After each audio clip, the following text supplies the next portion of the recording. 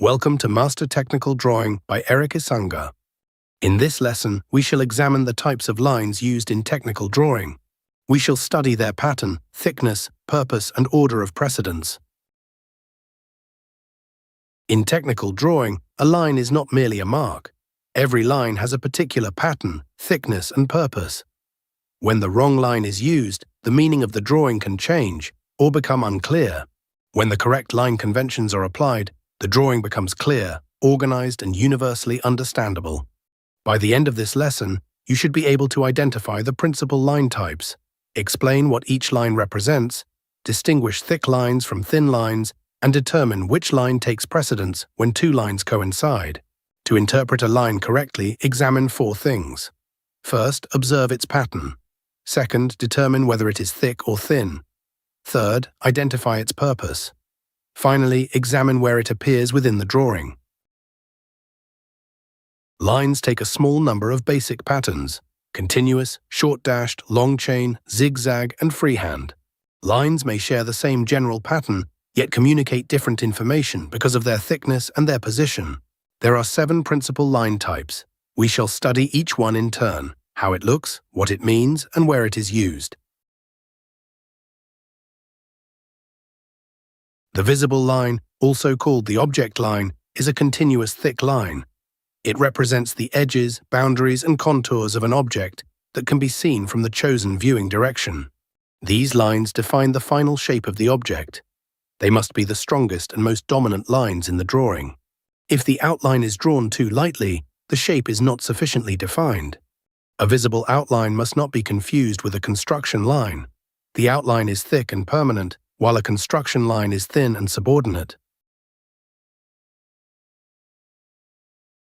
A hidden detail line is made from thin, short, evenly spaced dashes. It represents an edge, a hole, a recess, or a feature that exists behind a visible surface.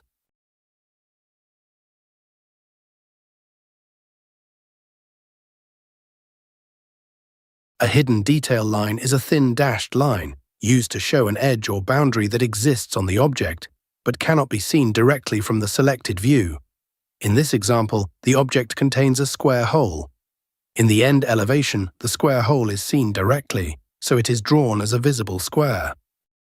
In the front elevation, that same feature is concealed behind the front face of the block. For that reason, the top and bottom boundaries of the square hole are shown by thin, hidden detail lines. The line midway between them indicates the center of the feature. This shows that a feature may be hidden in one view and visible in another.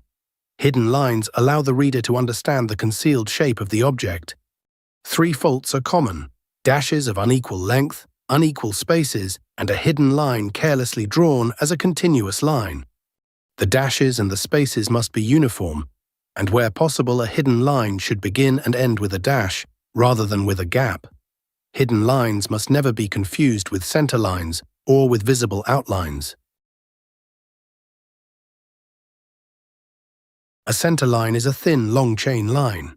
It identifies the center of a circle, the axis of a cylinder, or the line about which a feature is symmetrical.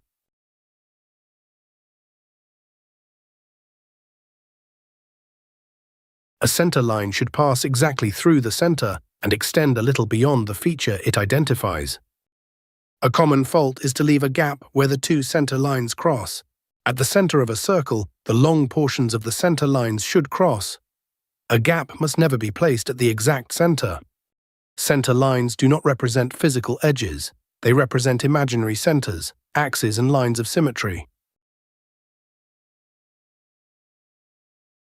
A cutting plane line is a thick chain line.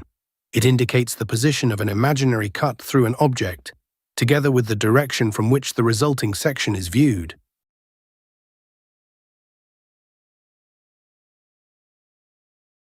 In this example, cutting plane A-A passes through the center of the cylindrical hole. The arrows indicate the direction of viewing, while the letters A identify the cutting plane. When the front portion is imagined as removed, the solid material cut by the plane is shown by hatching. Because the cutting plane passes through the axis of the cylindrical hole, the hole appears as a rectangular opening in section A-A, not as a circle. The thin vertical chain line identifies the center axis of the cylindrical hole. Do not confuse a cutting plane line with a center line. A center line is thin and identifies an axis or center. A cutting plane line is thick and includes arrows and identifying letters to indicate the cutting position and viewing direction. A thin, continuous line has several applications. Its meaning is determined by its position and by the symbols associated with it. Construction lines are thin, preliminary lines used to locate points and to guide the final drawing. They must remain lighter than the finished outlines. Projection lines are thin, continuous lines used to transfer the position of features from one orthographic view to another. In this example, the front elevation shows a rectangular block containing a vertical cylindrical through hole. Because the hole is concealed when viewed from the front, its sides are shown by two thin, hidden detail lines. Thin vertical projection lines transfer the positions of the outside edges, the hidden sides of the hole, and its center from the front elevation down to the plan. In the plan, the same cylindrical hole appears as a visible circle. The projected hidden line positions correspond to the left and right tangent points of the circle. Notice that projection lines transfer the position and alignment of a feature. The feature does not necessarily have the same shape in every view. Projection lines must remain thin, so that they do not compete with the visible outlines of the object. Projection lines should not be confused with extension lines. Projection lines transfer information between views, while extension lines identify the points to which a dimension applies. A dimension line is a thin, continuous line, terminated by arrowheads. It shows the direction and extent of a measurement. Extension lines indicate the exact points between which a dimension applies. They begin with a small gap from the object and extend a little beyond the dimension line. Hatching, also called section lining, consists of thin, continuous lines, used to represent solid material that has been cut by a cutting plane. In this example, cutting plane X-X passes through the center of the component and through its rectangular opening. The arrows indicate the direction from which the section is viewed. After the material in front of the cutting plane is imagined as removed, the interior becomes visible in section X-X. The solid material cut by the plane is shown by thin, equally spaced lines at about 45 degrees. The central opening is empty space and must remain completely unhatched. Notice that the hatch lines terminate precisely at the thick, visible boundaries. Hatching identifies cut material. It must never be applied to holes, slots, openings, or empty spaces. And although the hatching is thin, the sectional boundaries remain thick, so the form of the object stays dominant. The pattern is the same, but the position and the context determine the meaning.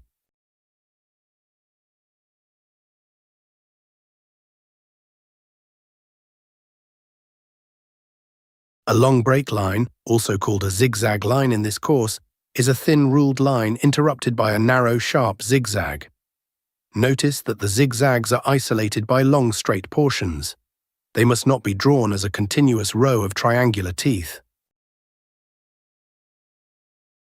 A long break line is used when a considerable length of a long, uniform object is omitted, so that the drawing can fit conveniently on the sheet. In this example, the central portion of the bar has not been drawn. The two zigzag boundaries indicate that the object continues beyond each break. The object is not broken or damaged. Only an unimportant length has been omitted from its graphical representation. The written dimension still gives the actual overall length of the complete object. Do not confuse a long break line with a hidden detail line. A hidden line represents a concealed physical edge, while a long break line indicates an intentionally omitted portion of an object. The long break line is thin and sharply ruled. The short break line, which we shall meet next, is thick and freehand and is used only for a short, local break.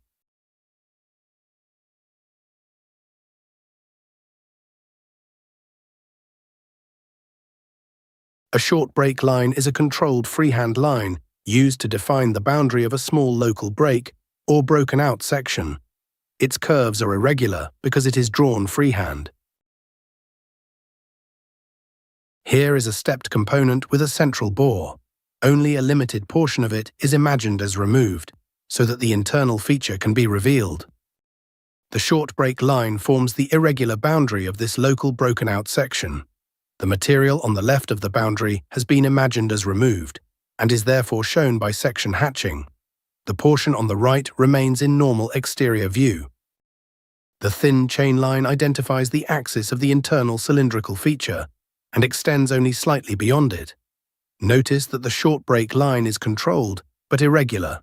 It must not appear as a smooth or mathematically repeated wave. A short break line is freehand and defines a small local interruption.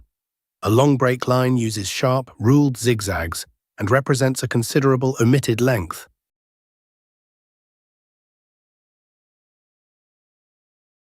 Sometimes two different lines fall in exactly the same position and coincide.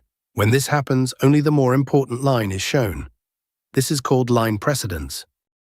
When a visible line and a hidden line occupy the same position, the visible line is shown.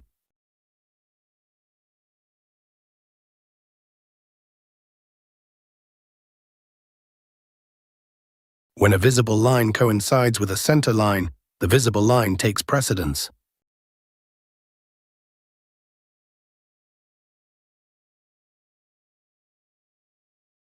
When a hidden line coincides with a center line, the hidden line takes precedence.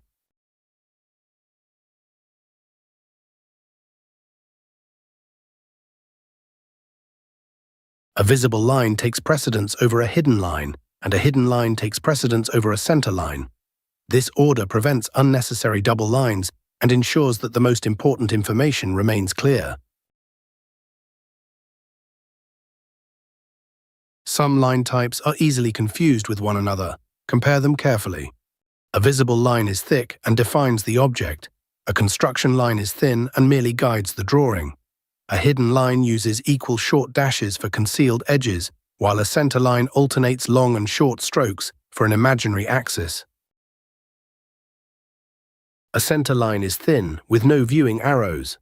A cutting plane line is thick, with arrows and identifying letters. And the long break is a thin, ruled zigzag, while the short break is a thick, irregular freehand line. The easiest way to avoid confusion is to examine the complete combination of pattern, thickness, and purpose. Never identify a line from only one characteristic. A complete technical drawing combines several line types. First, the thick visible outlines define every edge and boundary that can be seen. Thin, short dashes reveal the concealed hole inside the block. Thin chain lines locate the centers and the axes of symmetry. The thick chain line with its arrows and letters marks cutting plane A-A. Thin hatching shows the material cut by that plane in section A-A. Thin continuous lines carry the dimensions, the extensions, and the projections between the views. Break lines shorten the long shaft and close the partial view. Each line contributes different information, but all of them work together without ambiguity. The course reference recommends 4H for thin lines and H or 2H for thick lines.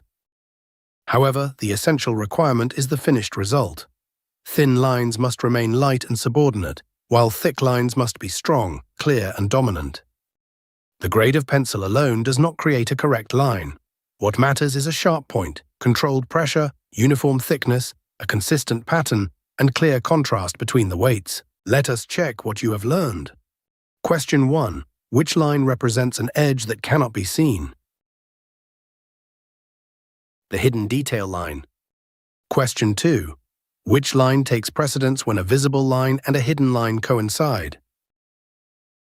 The visible line. Question 3. What distinguishes a cutting plane line from a center line? It is thicker, and it normally includes arrows and identifying letters. Question 4. Which line is used to emit a considerable length from a long uniform object? The thin zigzag or long break line. Question 5. What does a thin continuous line represent? It may represent construction, projection, dimensions, extensions, leaders, or hatching. Its exact meaning depends on its position and on its context. Let us review the 7 principal line types.